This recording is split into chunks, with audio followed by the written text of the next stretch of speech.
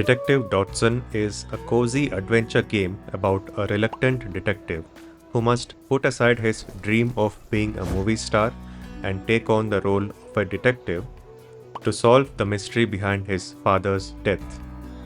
I received a review code to play this game early, and after more than a year of following this game's development journey, I'm pleased to say that the team at Masala Games have delivered an impressive experience that I'm happy to recommend to anyone who likes playing narrative adventure games. However, there is a catch. You need to watch a 60-minute movie before playing the game in order to truly enjoy it. We'll explore more of this unusual condition in the review. But first, a summary for those who won't watch the entire video. Detective Dotson is a fun game that is full of interesting ideas, charming characters, and succeeds at delivering a cozy adventure that you can play at your own pace while exploring a richly detailed world along the way.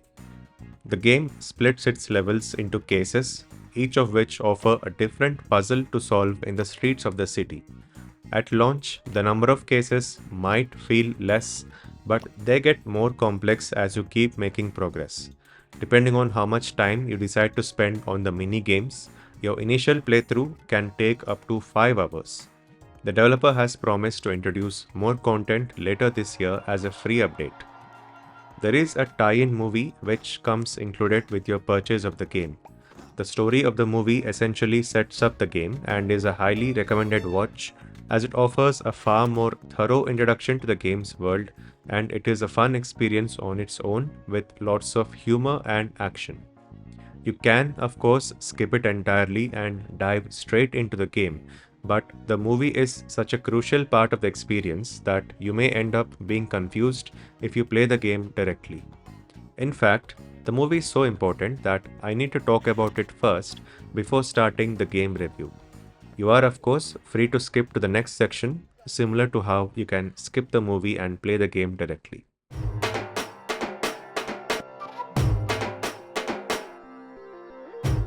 The movie is included with a purchase of the game and is a must watch, not just because it is good, but it is also kind of necessary to understand the story of the game. I won't spoil the movie's plot, but just to mention the basics, it's kind of an origin story for how Dotson becomes a detective. An entity known as the Tapka Corporation is busy carrying out its shady schemes, and Dotson is dragged into one of them when he discovers that his father's death has something to do with Tapka Corporation. He is being stalked by a mysterious assassin, and now he must do what he can to foil the plans of the company while doing his best to stay alive. The movie has a unique visual style, blending in 2D pixel art characters in a 3D environment, and highlights one of the core themes of the Dotson IP, which is to narrate stories set in modern India. We'll circle back to the movie at the end of this video, but as a mini review, I can say that if you're willing to put in an hour of your time, you will be rewarded with an entertaining story presented in a very unique art style, and you will appreciate the game a lot more. Alright, now let us start the actual game review. There will be a few spoilers ahead, though as per the developer's instructions, narrative elements beyond the first case will not be shown. I do have some footage from the mini games in the later levels. Also, please note that I played an earlier build of the game, so the launch version might vary slightly in terms of content.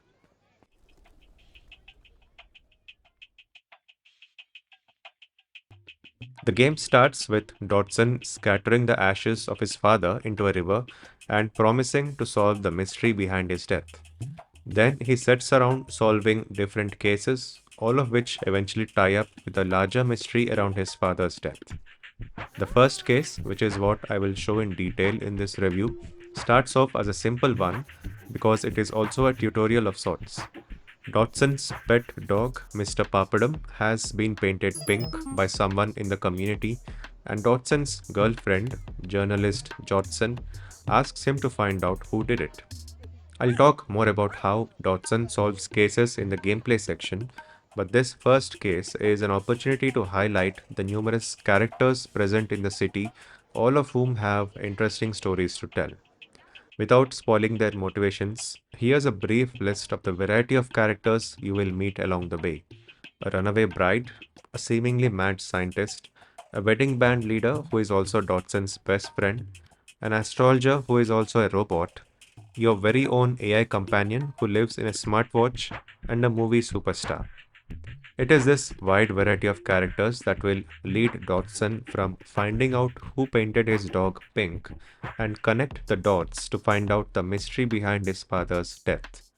The game's structure leaves it open to the story being expanded with more cases in the future, and that's what the developers have in mind as well. There has already been a free update promised for later this year, which will add more content.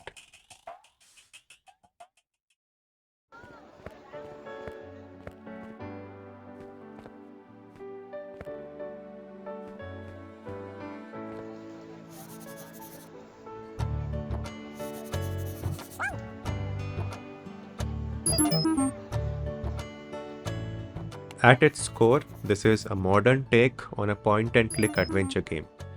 Dotson can move around freely and even do some basic platforming. Beyond that, however, the game's focus is on interacting with people or objects and discovering clues that will help you progress in the level. Let us now look at how Dotson actually solves cases. At the center of it all is the evidence board. This is where Dotson pieces together all the clues he has gathered and tries to make sense of them. You start by doing what a detective does and simply talk to as many people as you can. People who have something to say related to the case are indicated with a question mark on the top of their head. Talking to these people will unlock a clue. Some others will have a trade offer floating over their heads. These are simplified versions of fetch quests in other games where an NPC refuses to give you information until you get something in return for them. You can also find a clue simply by interacting with some objects placed in the environment. Since the first case is a tutorial, it is kept quite simple and doesn't take more than a few minutes to solve. It is made simpler by the fact that your access to the city is restricted and you can only move between a few buildings. Anytime you receive a clue, you can check the evidence board to see whether you have enough information to go forward. Sometimes you may end up gathering extra clues that may not be relevant to the case. This is where the puzzle element of the game kicks in, and you need to read through all the testimonies you have collected to see which clue fits onto the board and which one is just extra information you don't really need. The next aspect of the gameplay is the disguise system.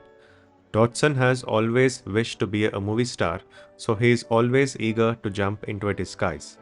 Some cases will require you to use a particular disguise to get clues, and outside of your investigations, you can always customize Dotson's default look to your liking. Without spoiling too much, each story-related disguise has a special ability which can modify Dotson's actions and help him gather clues. If you're stuck, the game offers hints in two ways. First, you are given subtle hints by Mira, your AI companion slash smartwatch. If you're still not sure what to do, you can use the second hint system, which is activated by throwing trash into a bin. True to real life, there are a few people who constantly litter the streets, and you can punish them by throwing their trash right back at them, or you can be a good citizen and throw it in the bin. You are rewarded for this by receiving hints which will automatically fill in a part of the evidence board for you. This isn't really necessary for the first case, but it's quite useful in the later cases which are significantly longer and more complex. Once you fill in the evidence board correctly, the story progresses further and you are granted access to more of the city map. By the time the final case is unlocked, you are given access to the entire map and it becomes an interesting puzzle on its own to figure out where you need to go and who to talk to in order to gather the correct clues. Along the way are some mini games to help you take some time off from solving cases. These include a hidden object game, street cricket, and a dance off which hilariously uses food sprites instead of musical notes. All mini games offer rewards to help you in the game. I found that the hidden object minigame is the fastest way to earn coins, which you will need to buy various items for the fetch quests or to simply buy evidence from some characters. The cricket minigame is fun if you like the sport, and the dance-off is arguably the most challenging one as the game gets faster with each level until you finally admit defeat and go back to the hidden object game, which is much easier to beat. The game leans heavily on its Indian roots, which is great since there are not that many games on the market which do that. However, that means if you're not familiar with Indian cultural references, you might get the feeling of playing the game at a higher difficulty level. One particular element makes its way into the gameplay directly, and it comes off as a mixed experience. There are numerous vendors across the city where you can buy items, and you're given the chance to bargain or haggle with each vendor. You are given 3 chances to negotiate a lower price, and after that, you will need to pay whatever price is shown on the screen. This works well as a joke for the first few times, but eventually becomes time consuming. There's no skill system that makes Dotson better at bargaining, and coins are pretty easy to earn by playing the mini games, so there's no incentive for me to spend extra time to bargain for a lower price when I could just earn a bunch of coins in a few seconds and pay everyone whatever price they wanted. And if you think about it, that's also how real life works. If you're able to set up one or more good income sources, you probably would not worry about bargaining for lower prices wherever you go. I'm not sure whether or not the game intended to offer some social commentary, but that was my takeaway from this aspect of the gameplay. To recap this section, you talk to people, collect clues, play some mini games to earn money that can help you gather clues faster, and then gather all the clues on the evidence board in the right order to solve cases. This leads you to the next case, which is bigger, and then you repeat the entire process. The developers have also announced that the game will feature local co-op where Dotson will join Dotson on his adventures. A release date for this feature has not been announced yet, although it is expected to come out later this year along with a console version.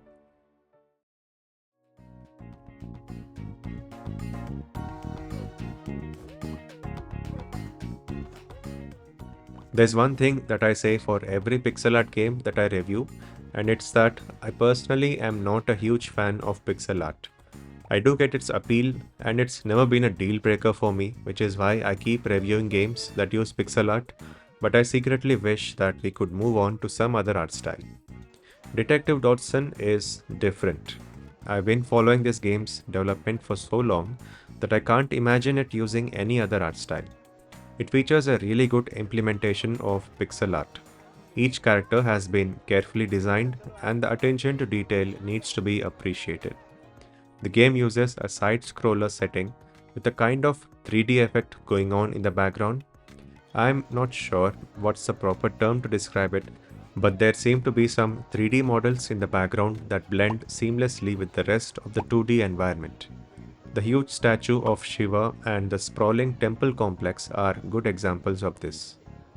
The color palette is wild to say the least, and I guess this might provoke a mixed reaction. I personally liked the vivid colors, but I can see how some people might prefer more muted colors. Again, this is a choice inspired by the country the game is set in, and colors do play an important role in Indian society. Being a relatively lightweight game, the performance is excellent, as seen by the footage captured on my ancient PC. The game also offers Steam Deck support, and it feels like a well-optimized title.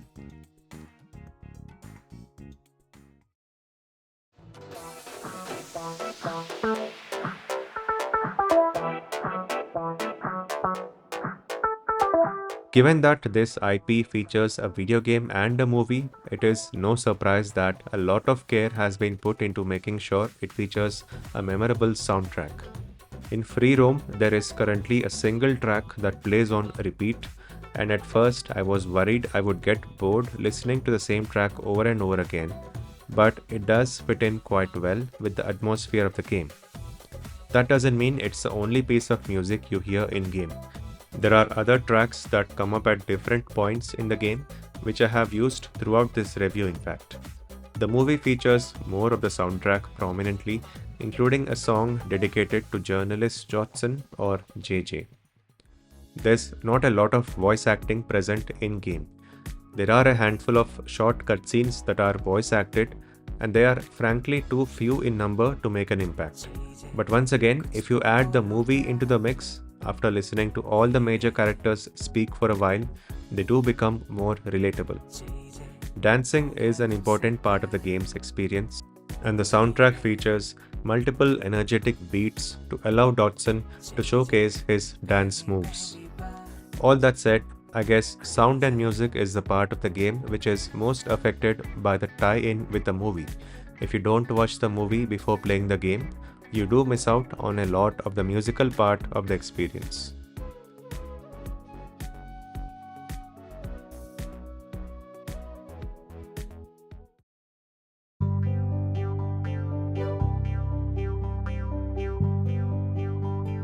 If you get past the initial learning curve, there is a fun game to be found here. After multiple demos featuring different cases, some of which didn't make it to the final game, Detective Dotson lays a strong foundation while leaving the door open for future expansions. I liked the movie and I liked the game, but I'm not sure I like the fact that I need to watch the movie in order to fully enjoy the game. It feels like a calculated risk on the developer's part, and I hope it pays off. The movie and the game have both been clearly made with a lot of thought put into its characters and world design, and I believe that given the opportunity to expand further, it can become a truly unique franchise that will keep the adventure game genre alive for a few more years. Thanks for watching.